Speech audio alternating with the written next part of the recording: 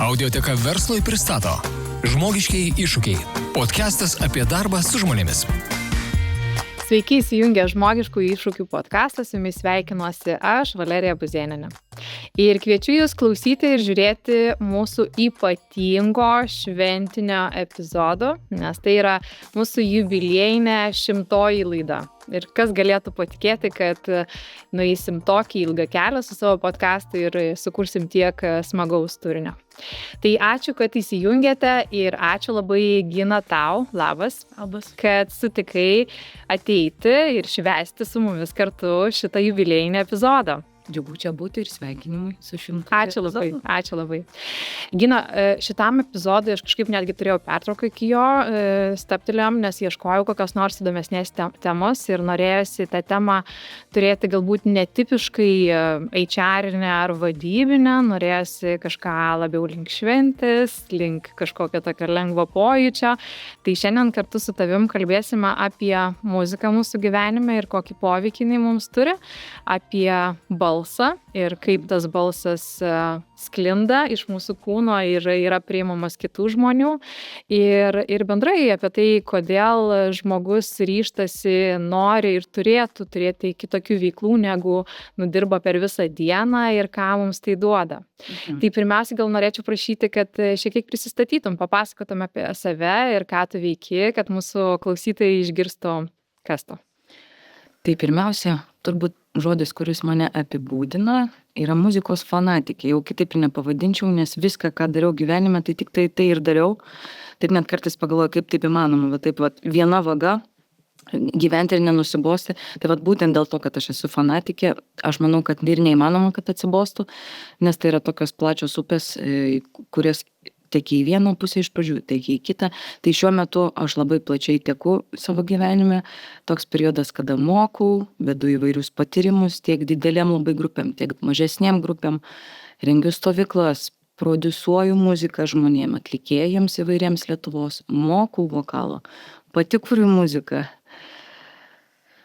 Ir dar begalį visokių skirtingų dalykų, nuo muzikinių knygelių leidimų, įvairių koncertų ir panašiai. Žodžiu, visa veikla yra apie muziką, su muzika ir su žmonėmis. Žiauriai įdomu. Gal galėtum papasakoti šiek tiek, kuriuo metu pati pajutai, kad muzika tavo gyvenime yra ne tik pomėgis, o kažkas daugiau, ar buvo kažkoks toks lūžis?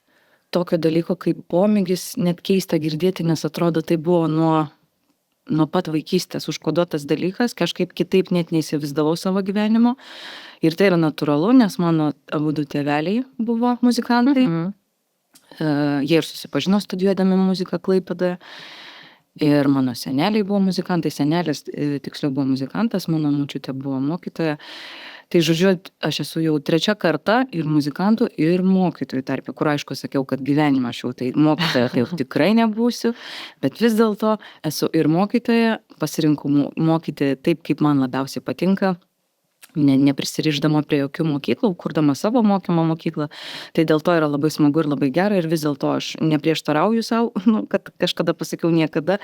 Tai vis dėlto aš ir labai džiaugiuosi, kad tokį kelią einu ir kad man tėvai padovanojo. Ir nors iš 3 vaikų tik tai aš viena nuėjau į muzikos kelią, faktas, kad jaučiu, kad ir kitaip tiesiog negalėjo būti. Jau kaip pilvelyje sėdėjau, tėvai abudu dainuodavo, grodavo gitarą ir turbūt, kad aš jau atėjau ir sakau, duokit man gitarą, aš einu kurti. Tai Geras. 3 metų buvo pirmasis koncertas. Tai galima sakyti, mano veikla jau koncertinė tęsiasi 31 metus. Kadangi esi 34, tai tiek esu muzikoje, tai hobis tai niekada nebuvo. Okay. Gal tik tai buvo lūžio taškas, kada supratau, kad vis dėlto ryšiuosi iš to gyventi, nes nebuvo lengva gyventi muzikantų šeimoje, kaip matant pavyzdį apie pragyvenimą, kad tai nėra paprasta. Ir kilo visokių minčių, kad galbūt norėčiau kažkaip kitaip sieti gyvenimą, nežinau, kažkokią saugesnę specialybę. Kaip visą laiką sako, saugesnė, dabar būna juokinga, kai išgirstu, kai žmogus sako, man tėvai neleidžia rinktis muzikos, nes čia hobis ir imkis rimtą specialybę. Ir tada suprantu, ką tai turi mintyje tėvai. Ir visą laiką sakau, tu ir nestok, jeigu gali nestot, tai tu ir nestok į muziką. Tu turėk tai kaip hobį, nes tik tai išprotėję, kurie visą savo gyvenimą pašvęs, galės iš to gyventi lengvai ir gerai, nes tiesiog juos veš aistra. Kitu atveju, geriau tai tegul lieka hobi. Tai vat man šitas apsisprendimas, kai tai vis dėlto yra mano visas gyvenimas, buvo, kai aš sudalyvavau seniai tokiam projekte Chorų karai. Ar teko tokį matyti Chorų karai? Tai vat pirmoji laida ir buvo pirmieji metai, kai vyko šitas televizijos šou. Ir aš jame sudalyvavus tiesiog supratau, kad viskas, nieko kito, aš daugiau ir neįsivaizduoju. Ir tada įstojau muziką, tai lūžio taškas buvo tiesiog pajautimas žmonių, auditorijos, viso televizinio darbo. Buvo labai įdomu, labai mane sužavėjo ir tiesiog dėl to pasirinkau jau tikrai 100% keliauti su muzika. Gina, tu nemažai dirbi su mokiniais, ne? Mokai dainavimo muzikos, ne?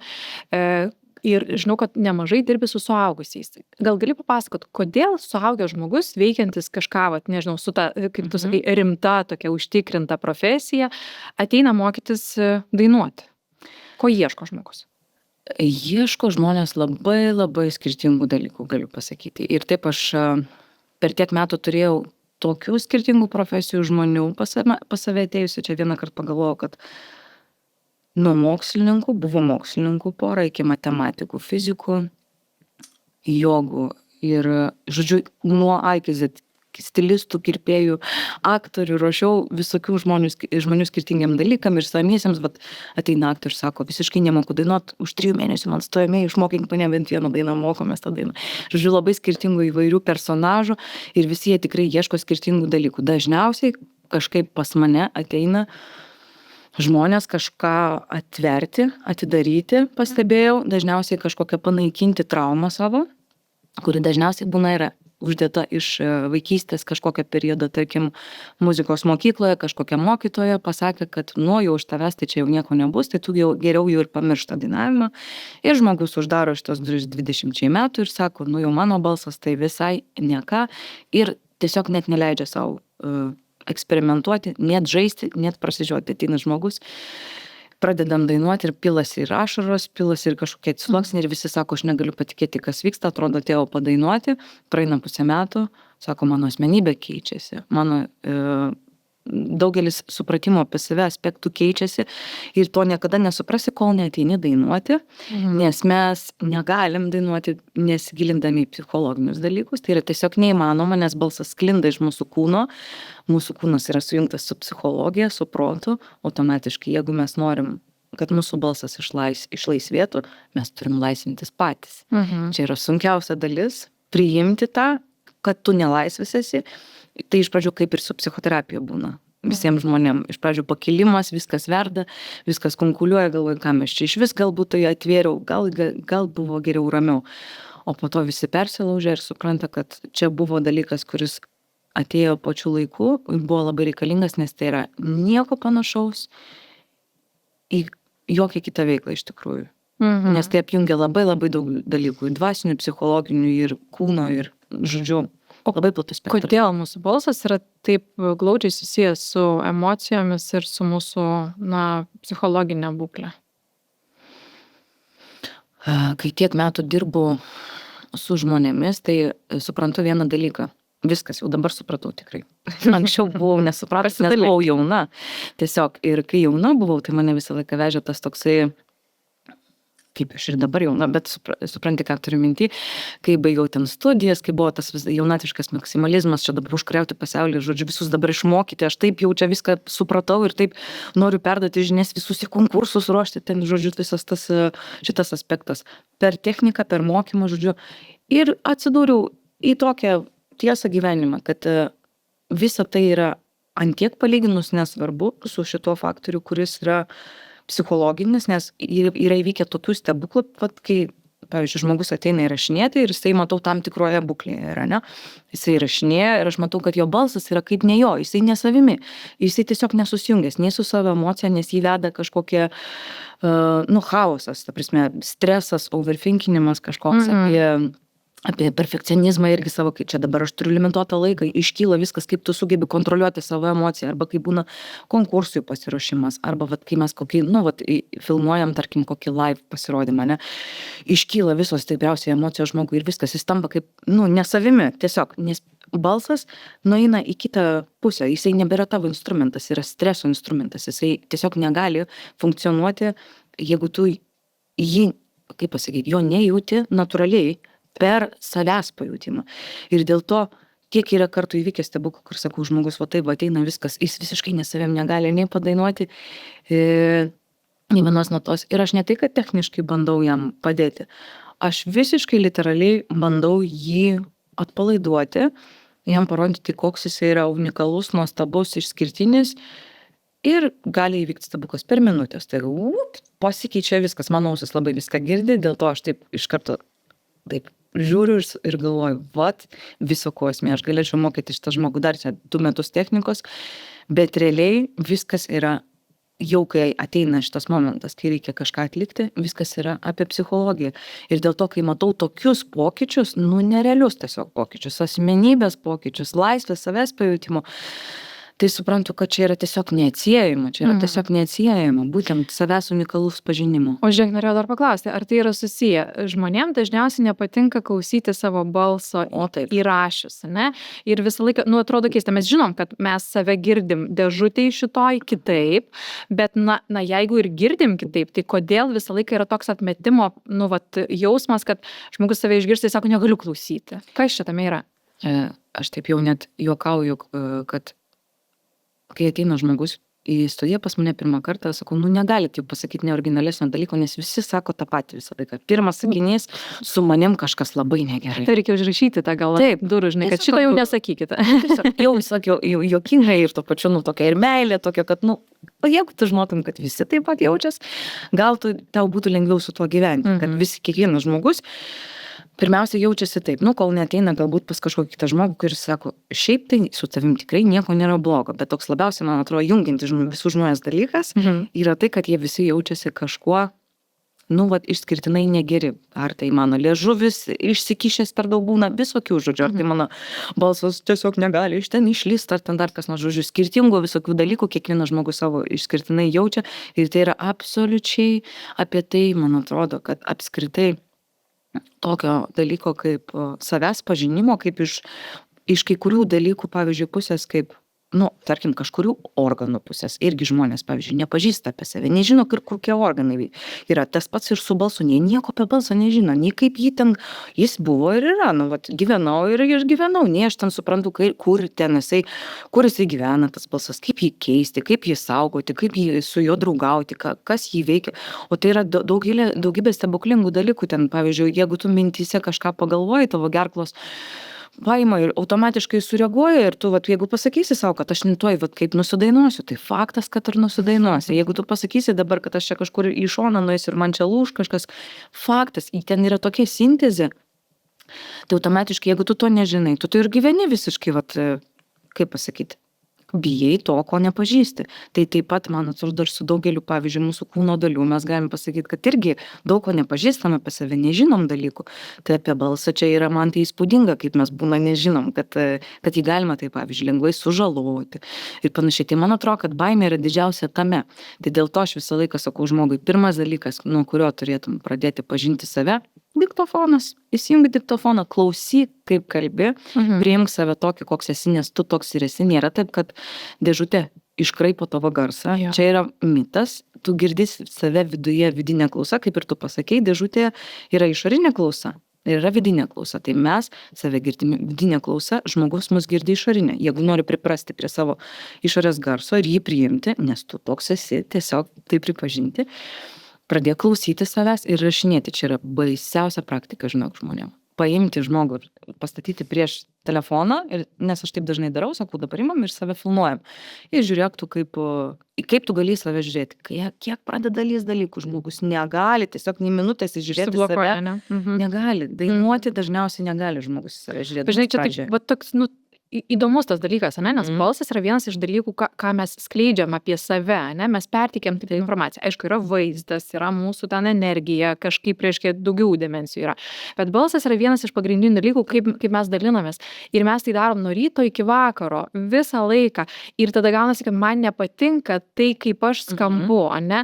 Tai čia toks, labai Su keista situacija, ne? Išprašas su savim. Jo, tu plaki save, Mhm. tai, ką tu transliuoji nuo ryto iki vakaro, bet tau pačiam nepatinka. Tai va, tai toks labai, labai įdomus dalykas. Tai vat būna žmonių, kurie, tarkim, ir ne su muzika susiję būna, kreipiasi ir ateina, aš planuoju kaip tik daryti tokią irgi renginių seriją, nes pastebėjau, kad to labai reikia.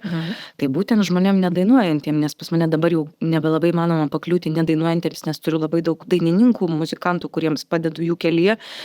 Tai dėl to norėčiau ir, kaip pasakyti, žmonėm, kurie nebūtinai su muzika yra susiję, nes atrodo, taigi va taip paprasta, toks raktas. Būna žmogus ateina, vieną kartą aš jam papasakoju ir jisai taip, o tai va taip va yra ir visai pradeda kitaip matyti ir save, ir savo balsą ir supranta, kad galima čia ir gilintis, ir domėtis, ir visai atrakinti naują dalyką, nebūtinai per muziką, nebūtinai per dainavimą. Yra pilna žmonių, kurių galima pasiklausyti kalbų, kad ir TED Talks yra, pavyzdžiui, tikrai daug temų apie balsą kaip instrumentą vadovauti, ta prasme, oratoriai. Taip. Taigi tai yra baisiai svarbus dalykas, kaip tu kalbi. Jeigu tu nemaloniai kalbėsi, tai nenorės tavęs klausyti. Jeigu tu nesupranti, kaip tavo garsas vaikšto ten, ar tai per nosį kalbi, ar tai labai giliai kalbi. Tikrai yra nustatyta daug visokių tyrimų, kad būtent žmogaus netgi balso tembras, aukštumas veikia tave ir tu dėl to gali norėti jo klausyti, jo įtaiga bus dėl balso tembro ir kaip tik atmetimas dėl balso. Tai dėl to atrodo, turėtų būti įdomu labai kiekvienam. O žiūrėk, tu atsakai dabar apie tas technikas, apie tembrą, apie visus tos dalykus, ką mes galim šiek tiek koreguoti ir manipuliuoti. Bet tada klausimas kyla toks, ar aš turėčiau kalbėti taip, kaip koks aš esu, save priimti ir eiti iš autentiškumo, ar tai turėtų būti kaip tik pastatytas balsas, kuris paveikia ar skamba taip, kaip norėtų kiti ir bet kaip rasti tą balansą. Kas yra tas, kaip sako, tikrasis balsas? Ane? Kas yra tikrasis balsas? Skirtingi galbūt filosofiniai aspektai. Man nesijungia, nes galvoju, kaip reikėtų atsakyti ir kaip aš atsakyčiau. Tai visgi aš atsakysiu, kaip aš atsakyčiau. Aš galvoju, kad nieko nėra apskritai svarbiau už unikalumą kiekvienam žmogui. Tai jeigu tu kažką formuoji, vaidini, statai kažką iš savęs, viskas. Tai yra netikra ir niekaip tai tikra iki galo nebus. Tu galbūt kažką įtikinsi, visiškai tikėtina, kad tavimi patikės, bet ar tu savim patikėsi ir galėtum taip žibėti, kaip tu žibėtum, būdamas visiškai unikaliai savimi? Manau, kad ne. Ir dėl to kiekvienam žmogui, kuris ateina irgi pas mane mokytis dainuoti, pirmas dalykas, ką aš mokau, paleisk viską, ką tu galvoji, kad tu čia jau dabar mokėjai, darėjai, formavai, nes tu dar nežinai, kaip būti savimi laisvu. Pirmas dalykas, išmokim tave pajausti, o kas tu būtum, jeigu visiškai būtum, nuimtum tos pančius, kad tave mokino, kaip tu turėtum būti, kaip net ir atrodyti, netgi, nes žmonės būna, taigi, pavyzdžiui, dainuodami bijo ir emociją paleisti. Aš raukausiu, sako, ten ar nemalonu save žiūrėti, nemalonu priimti save, kaip aš pagalvoju kartais, kaip aš elgiuosi, kai pavyzdžiui, vadovauju žmonėm. Pirmadienį vyko renginys, kur 450 žmonių vedžiau chorą. Tai buvo įspūdingas renginys Kotrynos bažnyčioje ir aš pagalvojau, kaip seniai aš jau negalvoju, ką aš ten išdarinėjau, koks ten cirkas vyksta ir kaip aš būna, kokios ekspresijos. 100 metų žiūriu, pasižiūriu po to, kaip tai atrodo, bet turiu minti, kad tuo momentu tikrai niekada negalvoju. Ne, tai svarbiausia, ne? Tai svarbiausia.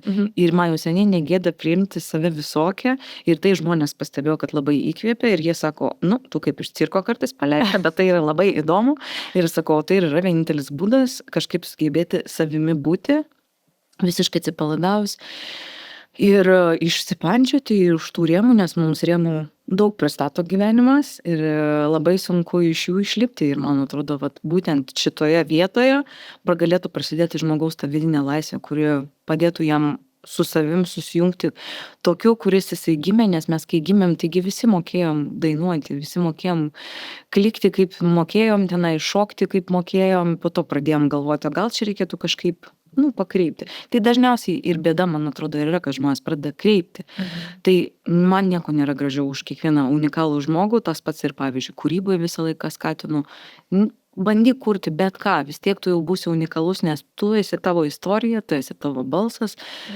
Tai jau bus unikalu ir nepakartojama, ar tu toksai vienintelis ir nugyvensi. Jeigu būsi dar vienas kažkas, tai tada būsi kažkieno kopija.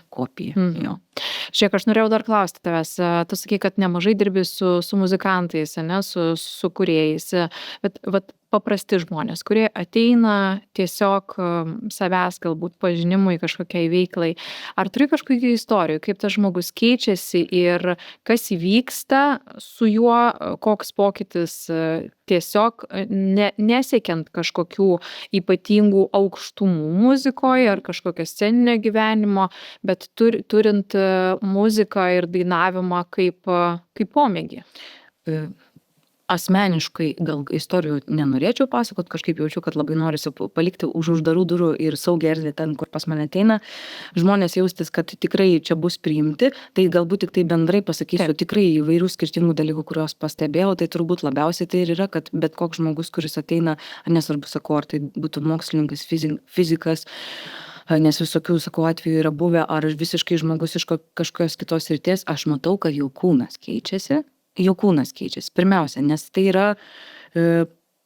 praktika, per kurią tu privalai žiūrėti savo kūną. Kitaip mes negalim dainuoti. Aš labai daug į tai tam dėmesio skiriu, tam laiko skiriu, nes aš kitaip galvoju, kad kaip ir be šansų pažinti tau savo balsą, jeigu tu savo kūno nepažįsti, tai mes viską darom ir šokam, ir sportuojam, ir žmonės ateina ir sako, galvoju, ateisiu padainuoti, o čia dabar žiūriu įtūpstus darau ir dainuoju. Okay. Dalykų būna ir boksuojamas ten, ir jogą darom, ir panašius dalykus, nes ir žmogaus pasijungia labai stipriai, skirtingos tiesiog dalis. Tas multitaskinimas irgi vadinamas, kad suprantu, kaip aš sako, galiu vienu metu apie tiek dalykų galvoti, man sakai, čia stumk, čia trauk, čia tūp, čia tada dar įkvėp, čia laikyk, čia apie tą galvoką, aišku, kad žmogui, dirba visiškai kitos smegenų dalis ir motorika vystosi, nesvarbu, kiek tau yra metų, tai tu pradedi matyti kūne, jeigu žmogus pradžioj, pavyzdžiui, dar vieną judesį, vadai vakėlė rankas, nes būna yra pratimų, kuriuose aš iš karto pamatau žmogaus santykį su savo kūnu. Pasakau, ten kelk rankas ir matau, žmogus kėlė taip ir negali savęs apkabinti, supratę, čia reikės padirbti labai ties to, kitas iš karto jau, žodžiu, gulbė, jau jaučia save viską ir iš karto tai parodo jo ryšį su savim. Ir būtent, kai tu matai, būtent tam tikrą aspektą, supranti, ties ko daugiausiai reikia dirbti. Ir daugiausiai žmonėm reikia, sakau, dirbti ties laisvę. Ir tas man pokytis yra pats gražiausias, kad tu matai, kad žmogaus akis, žmogaus kūnas ir žmogaus gebėjimas juokauti, priėmimas savęs keičiasi dažniausiai. Jis laisvėja? Jis laisvėja. Nes pradžioje būna labai sunku, nes pas mane reikia labai durnai kartais ir atrodyti, ir elgtis, ir miauksėti, ir loti, ir lekuoti, ir visokių tokių dalykų, kad laisvintumės ir liežuvį ištraukus ten dainuoti, ir žodžiu, visokių dalykų, kur žmogus, tikrai būna užkyla emocijos, ir pyktį matau, ir viską matau, nes, ką čia dabar sugalvoju saugusi žmogų dabar kankinti šitaip. Ir būtent nuo to pradeda keistis dalykai, nes tu supranti, tai galiu būti visoks, galiu savo ir durniuoti namuose, nes aš vis tai rodau per save, kad aš tai, žinokit, sakau, labai daug durniuoju ir savo katiną dainuoju ir jisai būna toks jau, į mano visokius garsus, bet aš žaidžiu, nes aš galvoju, kad jeigu aš nežaisčiau, tai man tiesiog šitas dalykas nebeteiktų tiek malonumo ir tiek džiaugsmo ir negalėčiau to dalinti su kitais, tai sakyčiau, kad bendrai atsakymas, kad džiaugsmas pa žmonės didėja. Tikrai jie su tokiu jau polėkiu pradeda skristi į studiją. Ateina ir, kaip laukiau pamokos ir po to vėl iki kitos savaitės, tu matai vis didesnį tą, džiaugsmo pokytį. Tai nežinau prasmingesnio dalyko. Suteikti žmogui daugiau laisvės ir daugiau džiaugsmo. Tu labai pasakai gerą žodį žaisti ir man atrodo, jis toks labai svarbus, kertinis čia šitoje srityje yra ir galbūt net ne tiek svarbu, ką mes pasirenkam kaip veiklą, ar mes iš vis pasirenkam tą papildomą veiklą, bet tas kūrybiškumas, jis per žaidimą labai dažnai ir ateina. Mes taip dažnai save ten įsivarom į kampą, labai rimtai į save žiūrėti, ten, žinai, daug iš savęs reikalauti, kad pamirštam, kas iš tikrųjų kasdien teikia džiaugsmą netgi tuose pačiuose dalykuose. Nesvarbu, ar tu rašai, ar tu ten, nežinau, kalbi, ar tu kažkokias loginės problemas sprendi, ne? Visur gali atrasti, kaip prieiti prie tų pačių užduočių žaismingai ir nepriimti savęs taip jau griežtai ir taip... Nežinau, kas yra mūsų kultūroje, bet kažkodėl mūsų kultūroje, kol mes augame, visą laiką atrodo toksai, kad yra atskirtis tokia. Yra, kaip pasakyti, išrinktųjų muzikantų terpė, kur jie jau gali ir koncertuoti, ir dainuoti. Ir yra paprastųjų žmonių terpė, kur, čia tai jau man negalima, aš čia gal biškai koją įkišiu šiek tiek, bet šiaip tai jau man kažkada pasakė, kad ne, tai jau tikrai atrodo kaip dievų kažkoks reikalas. Ir jau čia tų žmonių, kurie tik tai gali žiūrėti tos dievus. Ir dabar aš, pavyzdžiui, labai džiaugiuosi, kad tai keičiasi, atsiranda vis daugiau veiklų, pavyzdžiui, vat, aš viena esu iš Fainuolių choro, jeigu teko matyti tokią iniciatyvą, viena iš chorvedžių ir man labai labai džiugina šitą iniciatyvą, nes ir yra būtent jinai skirta visiems žmonėms, kurie tiesiog nori pasidžiaugti muziką. Neglūdinti, kaip pasakyti, mes nesirašėm konkursam. Galima nesirašti konkursam ir dainuoti, galima neieškoti tobulumo natose, galima, ta prasme, tiem muzikantam biškelį nusiraminti ir gebėti nebūtinai kažkaip formuoti tuos žmonės, o jiems leisti, pasileisti plaukus bendrystėje, buvime kartu, sukurti savo laisvę, nes tu vienas to negali kartais daryti ir nedrįsti. Tai čia bent jau tokioje komunoje, kaip turi pasirinkti ir, sakyčiau, netgi toksai kaip primal dalykas, prigimtinis genties toksai atsiranda jausmas, kad tu su kitais, kaip prie laužo, kaip senais laikais šoki ir tai sukuria tau pagalvoti, neseniai dar pagalvojau, kokią magiją mes kuriam, nes kiekvieną būna savaitę tie žmonės ateina ir aš tikrai jaučiu, kad tai yra tokia ypatinga energija, susikuria, aš tiesiog tiek prisipildau grįžus ir aš tiesiog jaučiu, kad tai apgaubia kažkaip labai ir galvoju, tai ir žmonės jaučiasi ir iš jų šypsenų matau. Ir kodėl pagalvojau? Tai labai logiškas dalykas. Jeigu kažkokia grupė žmonių, tai pavyzdžiui, tam choriam būna apie 100 žmonių. 100 žmonių vienu metu atlieka tą patį dalyką. Pirmas dalykas. Skleidžia tą pačią mintį, nes kai mes dainuojam, mes sukuriam iš teksto pusės, ne kažkokią emociją, nes daina turi savo emociją, savo tekstą. Jau tai mus jungia, ne? Jau savo balsais, visais balsais mes vieną natą dainuojam. Tai jau mus jungia, mes apsisupam to pačiu garsu. Trečias dalykas, mūsų emocija, ta prasme, jau ne iš teksto pusės, bet ten džiaugsmas, atvirumas, mus vėl jungia ir dar judesys, pavyzdžiui, būna, ten dar duodu ir, pavyzdžiui, ploti ten ir trepsėti, dar ir mes ir tai darom. Tai jau 4 sluoksnis, kuris mūsų visus apjungia. Tai ar įmanoma iš to išeiti, nelabiau pajutus, kad tu esi dalis kažkieno, o ne, vienišas vilkas ant šito pasaulio, kažkur bandantis tos ramybės ir džiaugsmo pasisemti. Aš sakyčiau, kad šitas bendrystės jausmas čia yra vienas svarbiausias. Aš sakyčiau, kad žmonėms reiktų daugiau valgyti kartu, daugiau kartu, nežinau, kurti vakarėlius, maisto dalinimus į šventę, dainuoti kartu, visiškai nebijant, kad nemoku, nes tai yra kažkokia nesąmonė, kad tai uždrausta. Kodėl tai turi būti uždrausta? Tu turi galėti džiaugtis tuo, kas tau dovanota iš gamtos, nes, jeigu kažkokia teta tau kažkada pasakė, tai ta teta nieko nesupranta. Jinai tikrai nesupranta, jeigu jinai galėjo taip pasakyti, tai jinai tiesiog užblokavo tave dėl kažkokių keistų savo pačios. Čia, kai tu sakei apie tetą, tai aš turėjau tokį pavyzdį. Viena mano klasiokiai muzikos mokytoja, kuri visą laiką per 12 metų mus mokė, buvo pasakiusi, aš tau 10 rašysiu, tik patylėk. Ir čia toks, žinai, aš net neatsimenu to, bet tas žmogus, jis pasiėmė tam visam gyvenimui, parašys tau 10, bet tu patylėk, negadink čia man viso to vakarėlio. Tai iš tikrųjų tas gali likti kaip labai didelė trauma, ir ne tik tai muzikos atžvilgiu. Taip. Tu tiesiog išskirtinai kažkoks netoks esi. Tau kažkas pasakė ir tai yra super jautrus periodai, vaikam, paaugliam, ar nesvarbu, kai tu augi apskritai, yra daug tų sensityvumo periodų. Ir jeigu dar žmogus pasako tas, kurį tu gerbi, pavyzdžiui, kurį tu matai kaip autoritetą, tai gali tau tokią žalą padaryti, kad bet jeigu šaukia, vis tiek tu ateisi ieškos tos pagalbos. Yra žmonių atėjo pas mane, kurie, ir prieš 20 metų išgirdo, ir 20 metų svajojo, ir ten verkė, ir visai kaip kankinosi, kad, negaliu pildyti iš to savo svajonės, nes man kažkada pasakė.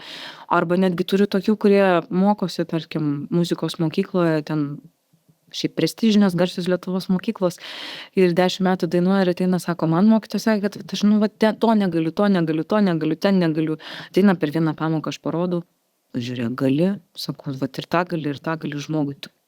Akis tik tai, taip, aš matau, išstraksi iš tos studijos. Su tokia didžiulė laimė, nes jam tai buvo 10 metų galvoje. Nes mes tikime, mes esame tai, kuo mes tikime. Taip. Jeigu mes tikime, kad mes negalime, tai mes tada ir negalime, ne? O kodėl žmonės formuoja, kad tu negali? Čia jau kitas klausimas. Kodėl žmogus gali taip elgtis, kodėl pedagogai taip elgiasi? Aš nesuprantu, nes ir man daug kartų buvo pasakyta per gyvenimą, kad kažko tu negali, aš neklausiau ir užsispyrusiu kaip ožka vis tiek jau ir dariau. Niekas manęs ir nesustabdys, nes pas mane, sakau, ta aistra yra begalinė ir bus turbūt jau visą gyvenimą. Bet kitas yra galbūt minkštesnis, dėl to aš norėčiau kovoti kartais už visus tos, vat, kad išnyktų visi šitie mokytojai, kurie, traumuoja, nes jau laikas suprasti, kad vis dėlto tai yra ne tik apie dainavimą, tai yra ne tik apie muziką, tai yra labai labai apie žmogaus kelią. Apie asmenybę. Kaip asmenybė. Ir aš manyčiau, kad reikėtų daugiau tam dėmesio skirti ir, kad būtent žmonės galėtų sulaukti kuo daugiau teisingos informacijos ir teisingo priėjimo ir teisingos meilės, man atrodo, tiesiog šitai sričiai. Tai, ką tu pasakoji apie grupinius užsiėmimus, apie chorus, apie muzikavimą, tai labai daug bendro turi ir su komandos formavimu, ir tai, ką mes darome versle, kaip vadovai, kaip personalo žmonės, tai iš esmės labai, labai yra panašu ir aš galvoju, žinau, kad tu dirbi tiek ir su organizacijom, tai manau, kad toks to jausmo ir tos komunos pajautimo, tas jausmas turėtų būti labai fainas atsitraukimas komandai nuo to, ką daro kasdien ir pasižaidimas, ir to kūrybiškumo pažadinimas. Tai tiesiog kviečiu, jeigu ieškote užsiėmimą savo komandą, irgi pasvarstyti, kaip galima tai įtraukti. Taip, nes būtent nereikia bijoti to, kad tai kaip pasakyti, tik apie dainavimą. Sakau, tai yra apie kūną, tai yra apie laisvę, tai yra apie žaidimą, tai apie vaidybą. Dažnai labai sakau, neprimkite rimtai ir kaip aš šneku ir kaip ašgi specialiai, rodau, kad galim visokie būti, o po to nurimti ir vėl būti savim. Bet prasinešti pro daugelį vaidmenų tiesiog dėl platumo dėl savo platumo. Ir dėl to žmogus... Smagu tiesiog. Taip, tiesiog, kad o galiu aš biškį padurniuoti. Kur man leidžia dabar suaugusiam žmogui dar pabūti vaiku. Vat mes per stovyklą turėjom savo studijos stovyklą, organizavom šiais metais, tai ten ir buvo labai, pavyzdžiui, skirtingi žmonės, labai skirtingų tiek ir specialybių, tiek ir patirčių. Ir vienas iš gražesnių dalykų, kuris tenai įvyko, būtent ir buvo bendrystė, kurio susikūrė per šitas dienas, bet ką norėjau pasakyti, kad buvo tokia užduotis kaip podiumas. Kiekvienas dalyvis turėjo eiti tam stovyklos podiumą, mes jam parinkom dainą, kuris nežinojo, kokia ta daina bus. Okay. Jisai pradėjo eiti podiumą ir mes tik tada jungiam, pagal jo asmenybę parinkę, ir sakom, čia yra tavo Starso ėjimas, tu jau dabar spindėk žvaigždės valanda, apsirengė, ten pasidažė, ten viską kaip povas, dabar praskrisk ten. Ir tiesiog, bet kur tu gali praeiti podiumų gyvenimą kartais. Ar negalėtum būti vieną kartą žvaigždė. Kad ir nebūtinai ten su muzika nori sėti savo gyvenimą. Nesvarbu, tai yra eisena, tai yra kažkoks, savęs pateikimas. O kaip tu eitum, jeigu tu būtum, galėtum įsivaizduoti, kad tu taip pasirinktum. Kaip tu eitum? Nuleidęs galvą, ar ten išpūtęs krūtinę, ar tu ten šokio žingsneliu, ar ten su burtų lasdelė. Kūryba, fantazija, tiesiog žaidimas. Ir tai yra pavyzdys, kad ne vien ten natų mes nesimokome per šitas patyrimus, tai yra būtent, kad mes galėtumėm atrakinti save, išlaisvėti ir susijungti kartu, nes kai kartu sugebi durniuoti prie kitų, tai jūs irgi pasijungia prie tam tikro lygio kartu, kur jau išeina tik kitą visai, kaip pasakyti, kitą sluoksnį, kurio paprastai nedarom. Tiesiog kartu žaisti. Gina, norėjau tavęs klausti, nes balsas yra ne tik tai apie dainavimą, ir balsas mes pakalbėjom, kad iš tikrųjų labai atspindi mūsų emocijas, mūsų vidinę būseną. Ir prieš įrašą tu man dar sakai, kad yra tam tikri pratimai, kaip jeigu einam mes ant scenos kalbėti, arba einam į kažkokį ypatingai savo svarbų susitikimą, kur turime įtikinti ir skambėti gerai. Ką patartum, kaip atlaisvinti savo balsą, kad įeitum jau į tą situaciją užtikrintai? Keletas yra pratimėlių labai paprastų, kurios galima padaryti, kad šiek tiek bent apšiltų tos balso stygos ir nugesintumėm savo kvėpavimą. Tai pirmas dalykas, aš visą laiką siūlau labai didelį dėmesį teikti kvėpavimui. Apskritai, tu dainuoji ar nedainuoji, pastebėk, kaip kvėpuoji. Ar tavo kvėpavimas yra paviršinis visą laiką. Tai jeigu toks yra, tai vadinasi, tavo organizmas visą laiką gyvena strese. Jisai kažkur bėga. Kur tu bėgi, kur tu tą savo vargšą kūną taip į maratoną įdėjęs, įstatęs ir net nematai, kad jis jau ten uždusęs seniausiai. Tai yra labai didelė problema, man atrodo, žmonėse. Mes nematom, kaip kvėpuojam. Tai pirmas dalykas, jeigu tu nori ramiai kalbėti, jeigu nori būti minkšto balso, kvėpuoti reikia. Nes kaip gali balsas sklisti be oro? Mes ir kalbame, duodami orą. Tai pirmas dalykas, aš tiesiog siūlyčiau nusiraminti kvėpavimą. Keletą pratimų, kurie gali būti su skaičiais, pavyzdžiui, susiję per tam tikrą laiką įkvėpti, per tam tikrą iškvėpti. įkvėpti, užlaikyti, iškvėpti toksai. Arba, pavyzdžiui, ten įkvėpti, pakelti rankas, nusileisti žemyn ir viską iškvėpti. Taip nusileidžia mūsų diafragma ir mes galime nuraminti savo kvėpavimą. Ir mums tai yra svarbiausias dalykas, kad mes nestresuotumėm, nebėgtumėm kalbėdami, nedustumėm. Tai pakvėpuoti. Tada, kad apšildyti balsą, yra keletas labai paprastų pratimų, kurie yra visam pasaulyje žinomi ir visi vokalistai ar pranešėjai. Tikrai yra pilna informacijos, galima pasižiūrėti, pilna kalbų apie tai, kaip apšildo profesionalai savo balsą. Tai yra toks pratimas lip roll vadinasi. Visaip va tai va. Pasižaisti su balsu ir jį apšildyti. Nieko pavojingo nenutiks, nieko jam nepadarysim. Dar pažiūrėti galima, kad visiškai irgi nusiraminti pavislaisi, nes žavulys irgi yra laisvė. Atsipalaidavimas, vėl pakvėpavimas. Ir tada artikuliaciją galima apšildyti. Čia tokie visiškai trumpi, paprasti, galima, sakau, praplėsti, bet aš taip dabar trumpai, jeigu norės žiūrovas tikrai pasidomės ir ras tą informaciją, tai artikuliacija, pavyzdžiui, tiesiog artikuliacija turi tikrai visokie skirtingi, klausau, man viso pasaulio visą laiką įdomus yra patarimai, tai va, tikrai daugelis laidų vedėjų žymių pasaulio greitakalbės visokias kalba. Ta prasme apšildo, tai kaip pavyzdžiui mūsų lietuviškai tai galėtų būti geroj vyroj, geri vyrai, geri. Nedažnai sakau, tai ir pamiršau, bet pavyzdžiui, kaip pavyzdys, ten angliškai yra mommy made me mash my M&Ms ir panašiai. Žodžiu, apsišildyti savo irgi artikuliacinį aparatą, tiek ir užtektų 5 minutėlėm padaryti tokį pratimėlį kvėpavimas, tada apšildimas ir tada artikuliacija. Ir aš manau, kad jau galima būtų pajausti, kaip ten ta tavo visa gerklė dirba, kaip veikia tavo balsas. Labiau būt pasiruošus tada. Ačiū labai. Tu paminėjai, kad stovykloje jūs darėte tą pratimą žvaigždės valandos, ne, kai išeina ant podiumo, pajungi ten kažkokią muziką ir žmogus tiesiog turi galimybę suspindėti. Mūsų daugiausiai klauso personalo vadybos bendruomenė ir vadovai. Kokią dainą kaip himną parinktum HR-ui? Galbūt aš netgi taip atsakysiu, jausdama, ką žmonės pasirinko, nes mes daug kartų šitą dainą dainavom su žmonėm ir aš pastebėjau, kad įvyksta kažkokia magija. Ir kai dabar paklausai, tai iš karto pagalvojau apie šitą dainą, nes jinai, man atrodo, labai jungia. Paslapties, kodėl taip iki galo yra, galbūt ir neatsakysiu, bet yra tokia daina Kamanių šilelio paleisk mane namo. Taip. Tai man atrodo, kad kažkas įvyksta, kai žmonės gal tas paleisk mane namo, tai va, aš galvoju, darbuotojams davus tokią dainą, visi kartu paleisk mane namo, visi nori eiti namo visą laiką. Tai yra labiausiai jungintis dalykas.